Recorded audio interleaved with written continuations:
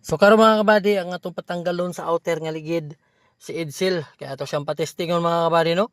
Kung kaya ba niyang magtanggal sa ingani nga wala na bakla sa isa rin mga kabady.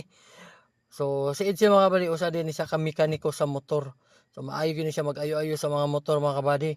So pag abot sa pag-vulcanize mga kabady, diri ra gyud ni siya nahasa sa atong shop kay halos dagko man yung ligid atong mga mabulkit diri mga kabady. So ato siya sa patestingon mga kabady kung kaya ba niya.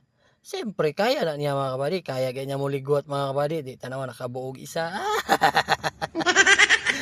Bitaw mga kabady no. Si Edsel mga kabady. Kursonada yun siya pag-abot sa trabaho.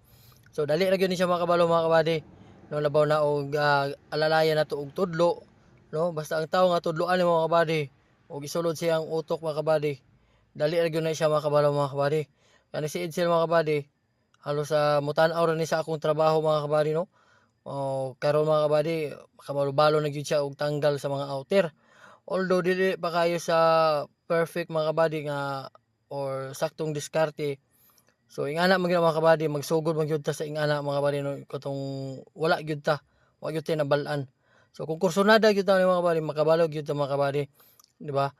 Kay kini nga trabaho mga kabady, sayon ra gyud ni siya tan-awon mga kabady, pero kung wala gyud tay diskarte ani nga trabaho mga kabady, uloy ra ka kayo mga kabady. So pag nga nga trabaho mga kabady, kailangan nga dili mo po siya padako lawas mga kabady no.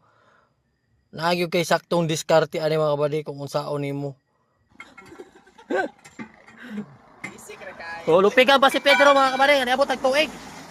Oh. Oh, lagi. Eh. Eh. Umay na lang. Okay. Pwede na mga kabady.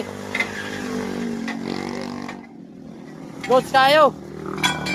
Di ba basta kursulan sa trabaho mga kabady, makabalaw yun. Kumbati.